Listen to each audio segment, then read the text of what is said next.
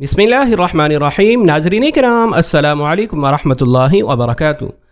नाज़रीन किराम, हुज़ूर नबी करीम सल्लल्लाहु अलैहि वसल्लम के ज़माना में जब मुल्क यमन पर चढ़ाई की गई और वहाँ से कई कैदी हुज़ूर नबी करीम सल्लल्लाहु अलैहि वसल्लम की खिदमत में लाए गए तो उन कैदियों में कबीला बनी तय के सरदार हातिम ताई की बेटी भी थी। जब उन कैदियों के मुतालिक फ़ैसला करने के लिए हुज़ूर नबी करीम सल्लल्लाहु अलैहि वसल्लम ने मजलिस बुलाई तो हातिम ताई की बेटी ने हुज़ूर नबी करीम सल्लल्लाहु अलैहि वसल्लम से अर्ज़ किया कि मैं बनी तय कबीला के सरदार हातिम ताई की बेटी हूँ और मेरा बाप अपनी सखावत में बेमिसाल था। कोई साइल मेरे बाप के दरवाजे से खाली न लौटता था। हुज़ूर नबी करीम सल्लल्लाहु अलैहि वसल्लम ने जब उस लड़की की गुफ्तगू सुनी तो फरमाया कि ये तमाम सिफ़ात मुसलमानों की हैं। फिर आपने उस लड़की की बाइज़्ज़त रिहाई का हुक्म दे दिया। जब वो लड़की आज़ाद कर दी गई तो उस लड़की ने कहा, मैं इस आज़ादी पर राज़ी नहीं कि मैं तो आज़ाद हो जाऊं मगर मेरे कबीला के दीगर लोग कैद हों। हुज़ूर नबी करीम सल्लल्लाहु अलैहि वसल्लम ने जब उस लड़की की बात सुनी तो फरमाया कि तमाम कैदियों को रिहा कर दिया जाए और फिर वो तमाम कैदी बाइज़्ज़त वापस मुल्क यमन रवाना हो गए। नाज़रीन किराम, हातिम ताई अपने ज़माना में इस कदर मेहमान नवाज और सखी था कि बादशाह उसकी तारीफ़ करते और अवामुन्नास में उसकी कदर मंजिलत को देख कर उससे बुग़्ज़ भी रखते थे। नाज़रीन किराम, मुल्क यमन में एक कबीला तय आबाद था जिसका सरदार हातिम ताई था जो अपनी सखावत में बेमिसाल था। हातिम ताई के पास एक बेहतरीन अरबी नस्ल घोड़ा था जो अपनी खूबसूरती और तेज़ रफ्तारी में अपनी मिसाल आप था। एक मरतबा शाह रोम के दरबार में हातिम ताई की सखावत और उसके पास मौजूद इस अरबी नस्ल घोड़े की तारीफ़ की गई और हर शख्स अपनी अपनी मालूमात के मुताबिक तारीफ़ कर रहा था। शाह रोम ने जब अपने दरबारियों की बातें सुनी तो सोचा कि क्यों ना हातिम ताई को आजमाया जाए और बग़ैर आजमाए किसी के मुतालिक ऐसी राय कायम करना दानिशमंदी नहीं। शाह रोम ने अपने दरबारियों से कहा कि मैं सोचता हूँ कि तुम में से कुछ लोग हातिम ताई के पास जाएं और उससे वो घोड़ा तलब करें। अगर हातिम ताई उन्हें वो घोड़ा दे दे तो वो तारीफ़ के लायक है और जो कुछ उसके मुतालिक मशहूर है वो दुरुस्त है। अगर उसने वो घोड़ा ना दिया तो फिर जो कुछ उसके मुतालिक मशहूर है वो गलत है और रियाकारी पर मबनी है। दरबारियों ने बादशाह की राय को अहमियत दी और फिर वज़ीर आज़म की क़यादत में कुछ लोगों का वफ़द हातिम ताई के पास पहुंच गया। जिस वक्त ये वफ़द हातिम ताई के पास पहुंचा उस वक्त रात हो रही थी। इत्तेफाकन उस रात शदीद बारिश हुई और बादल इस अंदाज में बरस रहे थे कि हातिम ताई के लिए इतने ज़्यादा मेहमानों को संभालना, उनके आराम का इंतज़ाम करना और उनके खाने का ख्याल रखना दुश्वार हुआ। बहरहाल हातिम ताई ने मेहमानों को भुना हुआ गोश्त खिलाया और उन्हें नरम और आरामदा बिस्तरों पर लिटाया। सुबह हुई तो वज़ीर आज़म ने दौरान गुफ्तगू अपने आने का मकसद बयान किया और हातिम ताई से वो घोड़ा मांगा जिसकी शोहरत आम थी।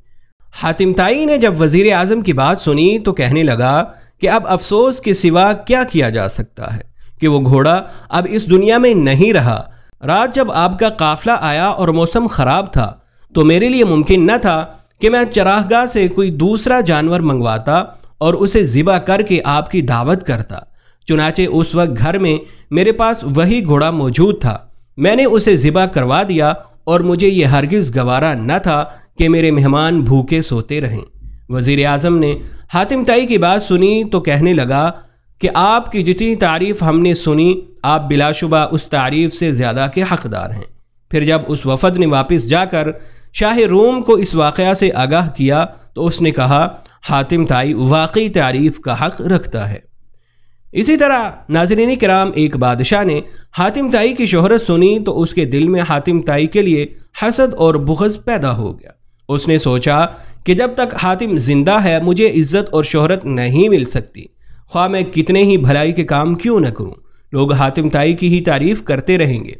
बादशाह ने एक चालाक और लड़ाई के दाव पेच जानने वाले एक शख्स को तलब किया और उसे हुक्म दिया कि वह हातिम का सर काट कर उसके पास लाए। किराए का यह कातिल अपने तरकश को तीरों से भरकर और तलवार को तेज करने के बाद उस जगह पहुंचा जहां हातिम ताई रहता था। इस किराए के कातिल की मुलाकात वहां एक खुश तबा, खुश अतवार और खुश गुफ्तार शख्स से हुई جب اس شخص کو معلوم ہوا کہ یہ شخص مسافر ہے تو اسے اپنے گھر لے گیا اور اس کی خاطر تواضع کی۔ وہ کرائے کا قاتل اس شخص کے اخلاق کا گرویدہ ہو گیا۔ اگلے دن جب وہ اس سے رخصت ہونے لگا تو اس نیک شخص نے کہا کہ میرے پاس کچھ دن رہو اور مجھے اپنی خدمت کا موقع دو۔ اس کرائے کے قاتل کے دل میں اس شخص کے لیے عزت پیدا ہو چکی تھی۔ اس نے شکریہ کے ساتھ کہا میں کچھ دن مزید یہاں رکتا، مگر مجھے ایک ایسا ضروری کام کرنا ہے جس کے لیے میں یہاں نہیں رک سکتا۔ اس نیک شخص نے پوچھا کہ اگر تم مجھے بتانا گوارا کرو کہ تم کون سا ضروری کام کرنا چاہتے ہو ہو سکتا ہے کہ میں تمہاری کچھ مدد کر سکوں۔ اس کرائے کے قاتل نے نہایت رازداری سے کہا کہ مجھے میرے بادشاہ نے حاتم طائی کا سر لانے بھیجا ہے۔ میں حاتم طائی کا سر کاٹ کر بادشاہ کی خدمت میں پیش کرنا چاہتا ہوں۔ اگر تم میری مدد کر سکو تو مجھے بتاؤ کہ حاتم طائی کہاں رہتا ہے۔ وہ نیک شخص اس کی بات سن کر مسکرایا اور کہا کہ میں ہی حاتم طائی ہوں۔ تم شوق سے میرا سر کاٹ کر اپنے بادشاہ کی خدمت میں پیش کرو۔ اگر تم نے یہ کام ابھی نہ کیا تو لوگ تمہیں ایسا کرنے نہیں دیں گے اور الٹا تمہیں نقصان پہنچائیں گے۔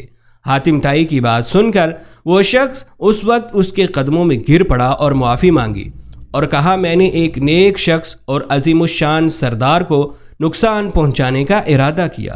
پھر اس نے اپنی تلوار اور ترکش کے تیروں کو پھینک دیا اور یہ کہہ کر وہاں سے چلا گیا کہ اتنے عظیم شخص کو پھول مارنا بھی مجھے گوارا نہیں۔ جب وہ شخص بادشاہ کے پاس واپس پہنچا تو بادشاہ نے اس کی سرزنش کی۔ پھر جب اس شخص نے حاتم کی نیکی اور اس کے احسان کا ذکر کیا تو بادشاہ کے دل سے حسد اور بغض جاتا رہا اور بادشاہ نے کہا کہ حاتم طائی واقعی تعریف کا حق رکھتا ہے۔ ناظرین کرام، ان واقعات سے ہمیں سبق ملتا ہے کہ جو شخص احسان کرے اور دوسروں کے ساتھ حسن سلوک سے پیش آئے، ہمیں بھی اس کے ساتھ ہمیشہ اچھائی کرتے رہنا چاہیے۔ امید ہے کہ آپ کو ہماری یہ ویڈیو پسند آئی ہوگی۔ ہماری ویڈیو کو لائک کریں، شیئر کریں اور ہمارے چینل کو سبسکرائب کریں۔